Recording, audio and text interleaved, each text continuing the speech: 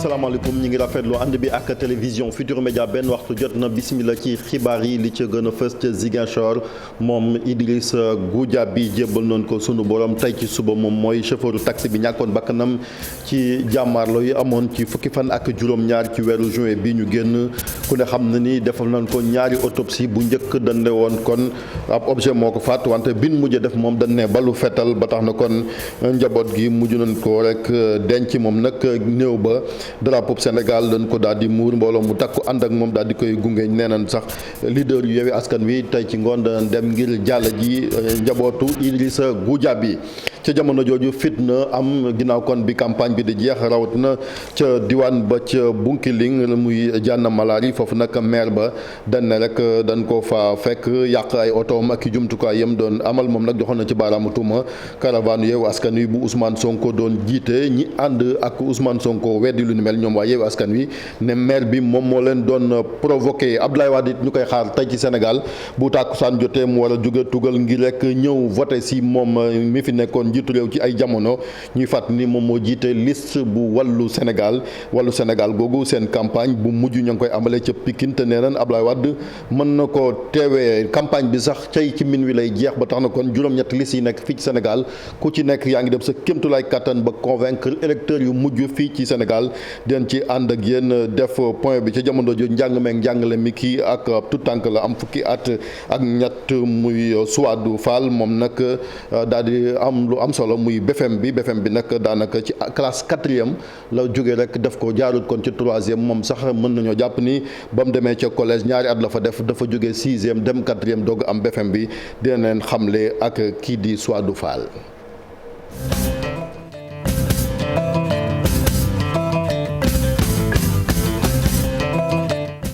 dal leen jàmm ci xibaar yi ñu leen ko doon wax kon muy Idrissa Goudiaby chauffeur taxi la moom nag ñàkkoon na bakkanam ca Ziguinchor événement yi amoon ci weeru juin ca la ñàkkoon bakkanam kon ñeent fukki fan a ngi nii daanaka ak juróom tey lañ koy doog a jébbal suñu borom li ko waraloon nag mooy réeroo ci rek anam yi mu faatee ndax autopsie bu njëkk ba ban ko defee dande woon kon ab objet contendant moom moo ko faat loolu nag njaboot gi ànduñ ci woon ba tax na rek kon ñu daal di rek sàkku contre expertise ban defee contre expertise bi nag médecin légiste yi ne kon balu fetal moom moo faat kii di Idrissa Goudiaby tey ji suba kon ca Ziguinchor la mbooloo mu takku teewee woon gunge ba ca sëgg yu Ziguinchor boobu drapeau bi bu Sénégal ngeen gis ko noonu kon moom rek lan muuree cercueil bi ngir rek delloo ko ndukkal nee na nit leader Yewwi Askan Wi ñu ngi leen di xaar ca kër way dawlu bi ngir ñu jaalo ko. dañu des ba léegi ca Casamance muy Jànn Malaari nekk rek ca diwaan boobu foofu nag démb caravane Yewwi Askan Wi bu Ousmane Sonko doon jiite fitna daal dina fay am ba maire bi nga xamante ne moom mooy maire bu Jànn Malaari nee na am na ci ay otom yu yàq am ñu am ci ay gaañu ba ci sax argent boo xamante di xaalis buñ daal di sàcc loolu nag ay tuumalu yum daal di jagleel waa Yewwi Askan Wi ñooñu nag weddi nañ ko ne moom maire bi mooy nitu fitna ndax moom moo leen doon provoqué ñu ànd ci ak Bakary Konté image yi Xaali Jàmme bu mu jógee Kolda di jaare ci commune bu Jànn Malaari amoon na ay accrochage yu amoon diggante militant Benno Bokk Yaakaar ak Yewwi Askan Wi ñaar oto bu maire bu Seyni Diallo nekk ci diwaan bi yàq nañ ko yóbbu tamit matériel de sonorisation ak xaalis bu ñu fekkoon ci oto bi am na tamit ñetti nit yoo xamante ne am nañ ay gaañu maire bi si boppam ci la bokk moom nag mooy xamale loolu. ñëw ànd ak nit ñoo xam ne ay jaasi lañ yor ñoo xam ne ay pistolet lañ yor ñëw dal fekk suñu oto yi taxaw. gis nga dóor pneu yi d'abord pneu yi la ñuy njëkk bënn après jaww ji toj pare-brise yi di kayaase oto yi di sàcc bagage yi nekk si biir oto bi yëpp xaalis bi fa nekkoon ñu yóbbu ko sama tablette bu fa nekkoon ñu yóbbu ko tout ce qui était comme matériel dans le véhicule ils l'ont pris. beneen nervi bi dàq beneen booy bu ko dal bu ko jam ma yëkkati sama loxo si la dóor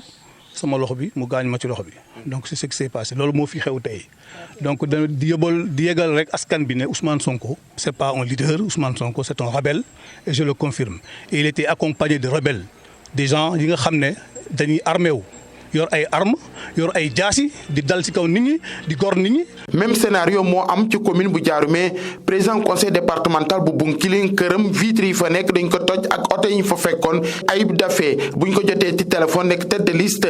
bu Yewwi fii ci Sédhiou moom nag mu ne ñooñu di responsable Benno Bokk Yaakaar ñoo leen provoqué lu bëri yoon ñu ne ñoom sax dañ doon moytu pour musiba bañ a am mu ne sax responsable yooyu dañ doon ut buzz. bu ñu ñëwee nag Janna Malaari am na benn incident bu ndaw boo xam ne vraiment c'est un incident mineur mooy nga xam ne maire bi moo doon jéem a provocation maire wu Janna Malaari parce que dafa ñëw naan day organiser caravane donc vraiment élément sécurité yi yu caravane nationale bi maîtriser nañu situation bi avec professionnalisme yaakaar naa ne su dul woon professionnalisme boobu dina gën a graaw dina am loo xam ne tam vraiment dinañ ko mettitlu loolu daal luñ ci mën a wax mooy dañ koy ñaawlu pour jéem a am buzz te yaakaar naa ne suy kuy politique du noonu ngay amee buzz. Ousmane Sonko nag fépp fu mu jaar ci région bu Sédhiou dañ ko teeru buur. jërëjëf Bakary Abdoulaye Wade ñu koy xaar ci Ndakaaru tey buñ sukkandikoo ci parti démocratique sénégalais rawatina coalition wàllu Sénégal moom Abdoulaye Wade sax moom mooy seen tête de liste nee nañ dina jël roppalaan di jet privé ànd ak soxnaam di Viviane Wade ngir ñëw voté si ñoom nag ñi ngi ko njëkkoon a jàpp suba ci samedi ji wante nee nañ comme campagne bi tey lay jeex te dañuy tere lépp luy propagande bu campagne bi jeexee ba ni voté moo tax kon mu daal di décider ñëw kon tey ci ajjuma ji sax ñoom waa Yewwi Askan Wi dinañ am ñoom waa wàllu Sénégal dinañ am seen meeting bu mujj ci noonu sax dañuy déglu seen mandataire di Lamine Thiam moom mi nga xamante ni kon moom moo joxe xibaar bi. Le président de notre coalition Maître Abdoulaye Wade xam ngeen ni ba campagne électorale bi jotee ba tey ñu ngi leen di naan président ngi leen di nuyu président dana ñëw incha allahu rabbi tey jii ci tey nag maa ngi leen di wax fii ci Jaxaay ni leen seen président Maître Abdoulaye Wade sunu président coalition incha allahu rabbi dana ñëw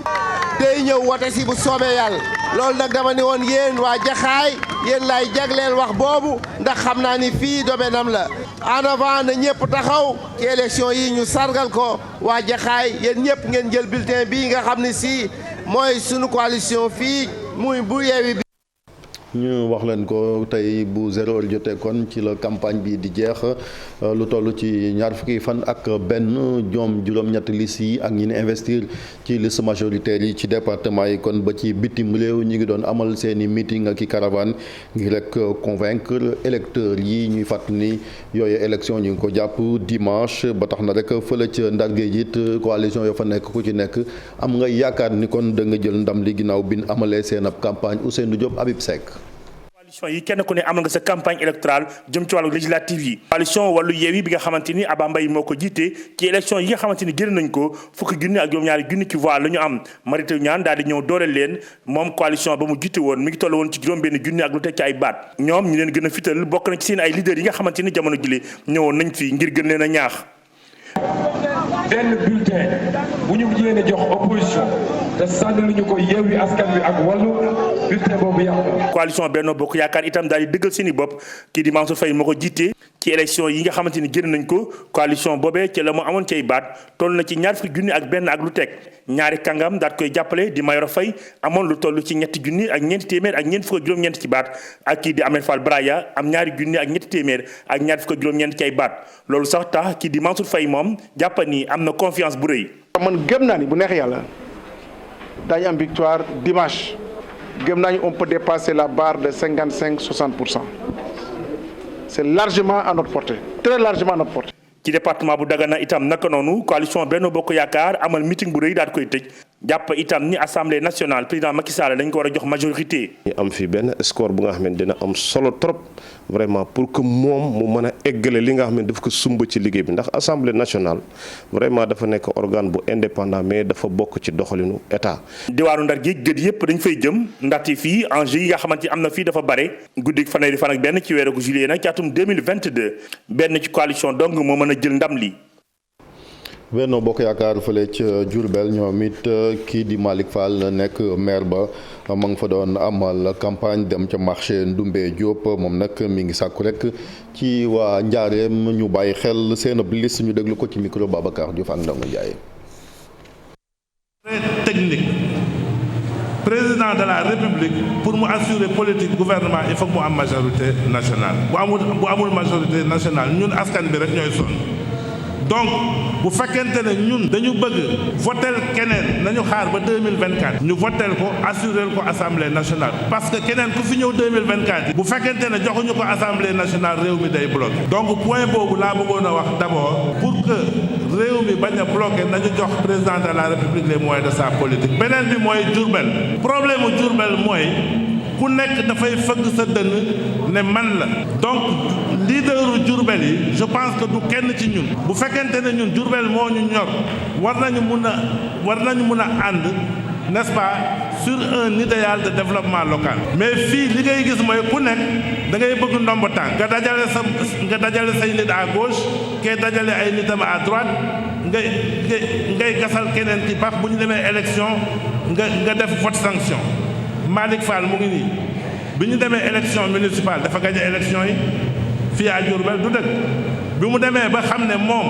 mënul def politique am n'est-ce pas te àndul ak gouvernement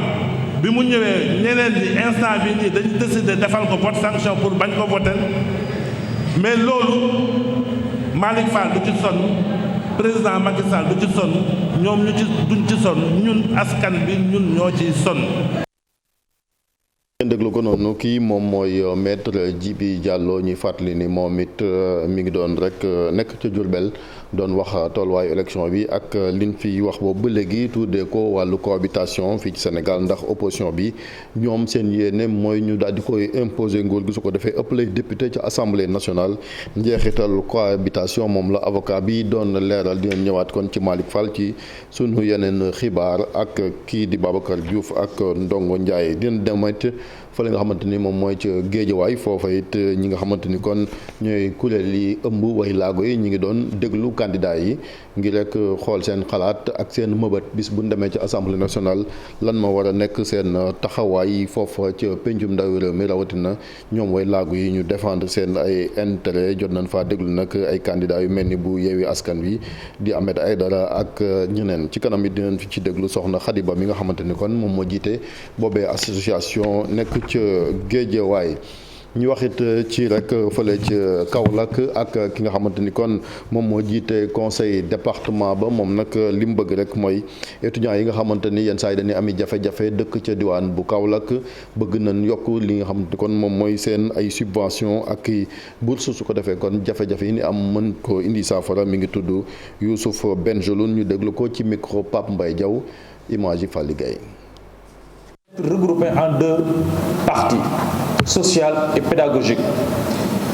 jafe-jafe étudiants yi suñ koy tënk ci ñaari volet lay doon muy social bi ak pédagogie bi ci social bi wax nañ fi ay jafe-jafe yoo xamante ni dañ koy am jëm ci wàllum logement loolu nag dinañ xool ak autorités yi nan lan mën a def ba jàppale leen ci université yi fépp fu mën a ne ñu xool nun mën a def ba wutal leen foo xamante ni dinañ fa dëkk li nga xam ne moo jëm ci wàllum pédagogie bi wàllum matériel mi nga xamante ni moom la ñuy soxla loolu tamit jël nañ engagement ne dinañ leen ko ci jàppale su ko defee ñu mën a jàng moom mucc ayib ndaxte développement Sénégal ndaw da cee bokk te ku wax ndaw wax étudiant donc étudiants yi foog ñu jàppale leen ñu mën a jàng mën a réussir seen subvention yi tamit ci budget bii di ñëw li jëm ci wàllum conseil départemental dinaa fexe ba subvention étudiants yi ñu daal di koy bind ci budget bi su ko defee ñu mën ko voté bu di leen ko teel di jox. En tout cas, je serai votre porte-parole au niveau du conseil départemental pour les orientations budgétaires à venir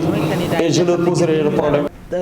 ñu ñëwaat rek ci fédération bi ëmb way laago yi nekk ca Géejawaay ñoom it am nañ yéene déglu candidat ya teewal Géejawaay di xëccoo ngir rek mën a nekk ay député ci noonu nag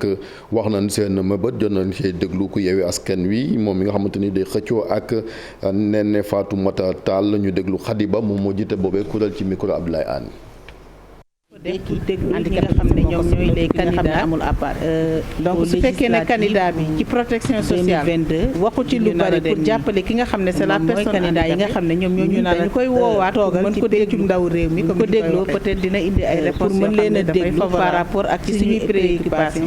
parce que dafa am ay problèmes yoo xamante ne choix la ñuy def li ñuy xaar ci ñoo ko am mooy parce que su fekkee ne doo dégg soxla nga protéger nos préoccupations par rapport à la loi d'orientation sociale su fekkee dañu dagg sa tànk nga xam ne article te 2 décret d'application ay problème yu demee noonu yoo xamante ne appareil bekki que ñu am effectivité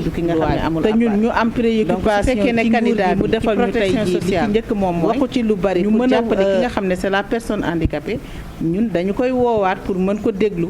buñ ko dégloo peut-être dina indi ay réponses yoo xam ne dafay favorable ci suñuy préoccupation buñ ci paree ñu mën a xam ban choix la ñuy def li ñuy xaar ci ñoom moom mooy que nos préoccupations par rapport à la loi d'orientation sociale bi nga xam ne 50 articles te 2 décrets d'application rek lañ ci signé muy depuis 2010 que ñu am effectivité loi bi te ñun ñu am préoccupation ci nguur gi mu defal ñu tey jii li ci njëkk moom mooy ñu mën a voter ñu un budget boo xamante ne dinañu permettre ñu def recensement ba xam ñaata handicapé ñoo am Sénégal kon ñu ngi leen di ñaan bu ñu nekkee député au moins ñu voter ñu un budget. fu ñu doon defee ñeenti at ngir am BFEM moom ñaar la ko def muy xale bi di Souadou Fall fukki at ak ñett la am ba mu amee entrée en sixième dafa dem cinquième jóge fa kon def quatrième ci atum quatrième boobu ci la def BFEM ren mu daal di am muy loo xamante ni kon njaboot gi daal dina koy rafetlu rawatina ñi ko doon tàggat moom nag am na yéene rek ngir wéyal am njàngam ngir rek excellence boobu ñu ko xamee mu nekk ca ba faw. Aminata Mbare Sow moo di jóg. bu toppoon cycle normal tey jile Souadou Fall classe de 5e lay nekk waaye tey jile mbir mi mu tëddee ci xale bi lee moo waral fi mu toll nii lycée lay dem. alxuraan laa njëkk jàng après ba mu amee 6 ans ma dugg CI ma am ay bonnes notes ma jël première amoon naa ay moyennes yu baax am naa sax ay diplôme d'honneur école Stella Maris lañ ma ko joxee. ay diplôme boo xam ne monument lañ organisé woon benn fête pour joxe meilleur élève Wakam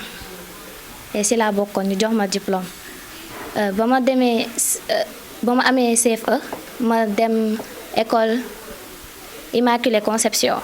pour def fa 6e ba ma paree ma amoon confiance ci man ma bëggoon sauter pour dem 4e. Souadou Fall tollu ci fukki at ak ñett di ñu won ci table bi quelques distinctions yoo xam ni jot na ko am bi mu nekkee primaire ak secondaire. De l'école Stella Maris, j'avais une moyenne de 18,20 et ça je l'ai eu quand maths j'avais des 17, 18 et 19 et 20 aussi. PC j'avais 16 et 20 et SVT j'avais 16, 17, 18. at yu mu am teewul mu ngi xalaat lu mu bëgg a doon ëllëg. Chirurgien dentiste laa bëgg def pour damaa bëgg a créer ay fondation pour jeunes yi pour aider leen ñu développer seen compétence ak seen connaissance te dama xam ne su ma defee métier boobu dina ma apporter beaucoup d'argent. 13 ans. lii nag ñu jàpp ne mën na doon du hasard ci cursus scolaire xale bi lee ndaxte moom bi mu amee at lañ ko dugal daara mu jàng alxuraan boobu ak léegi nag mu mel ni li mu jàng ci alxuraan boobule bokk na ci li ko jàppale ngir mu doon tey génie ci fa moo jàngee. Suratu Yaasin oui suratu Naas l'Ikhlas Sabi Isma et tout ça. macha allah moom Souadou Fall yal na ko yàlla lafal cat ci bitim réew fële ca Guinée Embalo muy Omar Sissoko Embalo moom moo jiite Guinée Bissau nekkit président en exercice bu CEDEAO nee na ca Guinée Conakry maanaam dëkk bi nga xamante ni it am nañ frontière am frontière Sénégal wàllu transition bi nga xamante ni Mamadi Doumbouya mi ci écran bi moo doon coup d'état que li nga xamante ni mooy Alpha Condé bëgg nañoo waxtaan rek ba transition ba maanaam diir bi nga xamante ni ñoom soldat si ngànk nañ ko nguur ga ñu daal di koy bàyyi ñaari at lay doon maanaam ñaar fukki ak ñeent ci ay weer su ko defee rek ñu mën a xool gën gaa yàgg fanweer ak juróom-benn ci ay weer su ko defee ñu mën a organiser élection xoolaat kon sarti réew ma ak na mi doxee civil ya mën a jëlaat réew ma Guinée delluwaat ci jàmm kaddu yooyu nag ki nga xamante ni kon mooy Omar Sissoko Embalo mi jiite CEDEAO moom moo wax lu ni mel ci tàggat yaram it muy Bamba Dieng footballkatu Sénégal bi nag kon xam na ni ma ngay football it ca Olympique de Marseille am na xibaar yu ne daal waa Marseille pare nan ngir daal di koy bàyyi bu fekkante ni am na club bu proposé gën gaa néew 20 millions ci ay euro moom Bamba Dieng mi nga xamante ni daaw it am na taxawaay bu am solo boo xamante ni taxawoon na ko fële daanaka dugal juróom-ñaari biit moom football na ñaar fukk ak ñaar ci ay match ci saison bu le passé ay atam toll ci ñaar fukk ak ñaar nekk attaquant bu équipe nationale dafa mel nit daal waa Olympique de Marseille dañ koo bëgg a yewi su ko defee mu dem tàggatu ji feneen moom Bamba Dieng li gën a fës ci yéen kaay ñu ànd ceeg Mamadou Mohamed Ndiaye. jëf lu tëgg tas tës gu rëy gi gaañi nekk woon ci campagne électorale bi léegi tey mu jeex l'observateur xëyte campagne électorale bi di ko bilan ak i kàngam mu di Mamadou Sy Albert di koy gëstoo ko xeltu jëme ci wàllu politique ak docteur Momar Thiam spécialiste la ci communication ak marketing politique ñoo ngi ànd ak l'observateur di càmbar ni campagne bi doxe ña ca doxleeg ña ca yaafus mu di topp yi ak folop yi ñeel juróom-ñetti liste yi am ci élection législative yu ginnaaw suba yi mu di waa Benno Bokk Yaakaar di waa Yewwi Askan Wi Aar Sénégal Wallu Sénégal waa Buntu bi waa Bokk Gis Gis Liggéey les serviteurs MPR ak waa naataange askan wi docteur Momar Thiam moom nee na leen li mu jàpp moo di buñ dee seet ñu foloble ci campagne bi du génn waa Benno Bokk Yaakaar ak waa Yewwi Askan Wi ak lu ci mënti xew Sud Quotidien moom gis na ne ñoo ngi jëm ci élection yu nar a gàll góose ndax ñoo ngi ragal abstention mu di nit ñi toog seeni kër bañ a génn dem woote ñaareel bi moo di gis nañu ay liste yoo xam ne amuñuy suppléant bu yooyee yëpp jàllee nag nawet bi soog a ñëw ci xët mu njëkk Vox Populi gis fa Amadou Ba mu jàpp confiance Amadou Ba nee na amul sikki sàkk ci ne wootee dimanche yi ñoom waa Benno Bokk Yaakaar ñoo koy gañe fépp Alioune Ndoye tête de liste Benno Bokk Yaakaar ci Ndakaaru ne ci xët mu njëkk la Sénégal dañuy gañe Ndakaaru dimanche ak jàmm meerum Ndakaaru di Barthélémy Dias mel ne kuy tontu Alioune Ndoye ci Vox Populi Barthélémy Dias ma nga fay xamle ne moom Barthélémy su gañewul élection yi ci Ndakaaru fi lay doxee bàyyi politique ñi mu àndal moom Barthélémy Dias di waay Yewwi Askan Wi Direct News mi ngi ñuy wax ne am nag ndëgg sërëx gu nekk ci seen kanam goo xam ne jéggi ko du yomb ci ñoom ne ñoo ngi jëm ci ay wote te amuñu ay titulaire te dara wóorul ci ne ñi amoon yéene wote titulaire yi ñu xam danañu nangoo woteel suppléant yi anki dina kay nañu bari na ci réew mi ay diiwaan yoo xam ne kenn tane wala ci na fa élection yi nar a tëddee bu ñu sukkandikoo ci élection locale yeeg ni mu fi tëddee woon fu ci mel ne ca Kees ca Ndar ca Tivaouane ca Kaolack Pikine ak Tëngéej foofee fépp enquête mi ngi ñuy xamal ne résultat yi mi ngi dépendre ci ndax électeurs yi danañu respecter consigne de vote yi am déet boo demee fu ci mel ne ca Ziguinchor ca Podor ca Matam ca Mbacké ca Kër Massar ak fii ci Ndakaaru journal bi nee nañu foofee moom ay diwaan la yoo xam ne carte gi leer na ba noppi Kees ak Guédiawaye ak Ziguinchor Le Quotidien mi ngi laaj ndax ñi ko gagné woon ci élection locale yi dañuy dëggal seen bopp am ndax dañu leen di remontada beneenub yéenekaay bu beneenub laaj xëy di sampe moo di journal La Tribune Assemblée nationale bi war a ñëw mu di 14e législature bi lay laaj ndax bu taxawee ña ca nekk dañuy wéy li fi nekkoon am ndax dañu koy soppi indi weneen doxin mu di rupture ñi bëgg a dégg honorable député Walf Quotidien mi ngi ñuy wax li mu jàpp ne moo leen xañ jàmm ba tax ñu bëgg a doon ay député salaire bi ci la indemnité yi ñuy am ci la wata bañ leen di jox ci la tukki ya cay amit yéenekaay bi nee nañu ci la ca Kees ñi nga xam ne ñooy réseau des enseignants APR ya fa nekk frustration di ñëgg-ñëgg xol yi ñu amoon ba taxoon ñu toog faste seeni loxo di seetaan dakkaloon seeni yëngu-yëngu ci biir APR ca Kees loolee ñu nekkoon génnaan nañu ca maire bu Tassette di Mamadou Thiaw moo fa jaar wax ak ñoom waxtaan ak ñoom dóor leen science delloo si seenum xel ba ñu fa bu fas yéene dellu ci waar wi ku ñu gëj a gis gëj koo dégg ci waar wi di Abdoulaye Wade ko yebu waajal ko séntu ko ci réew mi bés bi le jour bind ne moom Abdoulaye Wade mi tête de liste bu wàllu mi ngi ci yoon ngir war a ñëw fii ci Sénégal wàllu si gaayam yi suba ci samedi ji journal bi nee nañu ci lay jógee Paris la France ñëw Sénégal Les Échos na ko du suba tey ji ci àjjuma ji ci lay ñëw finalement moom góor gi mook soxnaam Viviane ñooy ànd ab jet privé moo leen di indi ci aéroport Léopold Sédar Senghor fa lay wàccul nag fan résidence ca kër maître Madické Niang ndax dafa gedd kër ga ba léegi ca këram ga ca Point E fa la jëm ñu dem ci journal Libération xooli fa aw tiis wu neexuta nettali benn waay bu ñu naan Mamadou Diallo moo tiim cousinam bu tolloon ci ñaari at ne ko deqet rendi moom waa ji nag di Mamadou Diallo bi ñu ko laajee waat na wàcc ne ba mu doon rendi ak lëg la doon rendi Libération nañu tribunal bu Ziguinchor àtte na ko démb ba tëj ko kaso ngiiru dundam. jërëjëf Mamadou Mouhamed Ndiaye mbokkeen te jërë ngeen jëf ci ànd bi ak télévision Futurs Médias fii ni am ngeen ci xibaar yi dinañ dellusiwaat bu 19h30 ak 20h ngir daal di ko yaatal ak lépp lu tukkeekoon ci campagne beek bis bu mujj beek coalition yi fi ñu ci toll dañ leen di bàyyi ak Alaaji Pape Cheikh ak Oustaz Modou Fall ñooy génn seen émission Midi Plus aljuma mubarak